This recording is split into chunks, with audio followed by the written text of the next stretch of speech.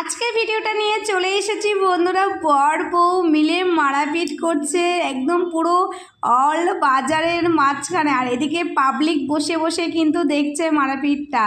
সেটা হচ্ছে ঠাম্মি আর হচ্ছে নাতির হচ্ছে মারাপিট। দেখতেই পাচ্ছ আমার ছেলে যা করছে ঠাম্মির সাথে, মানে আমি তো বাজারের মধ্যেই ভিডিও করবো না হাসবো বুঝতে পারিনি।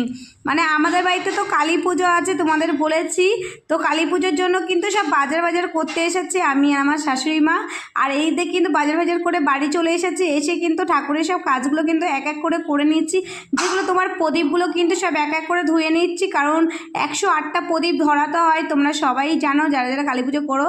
আর এই দিকে কিন্তু আমি সব কিছু কিন্তু ধুয়ে ফুয়ে রেখেছি, যেগুলো হচ্ছে আম পাতা, তারপরে হচ্ছে দুব্বো টুব্বো, আমের পলপ টলপ যা যা আছে সব। আর এই যে ঠাকুরঘর কিন্তু গুছিয়ে ফেলেছি, গুছিয়ে মুছিয়ে পুরো পরিষ্কার করে ফেলে দিয়েছি, দেখতে পাচ্ছ। তারপরে আমি বসে পড়েছি একটু আলপনা দেওয়ার জন্য হালকা করে।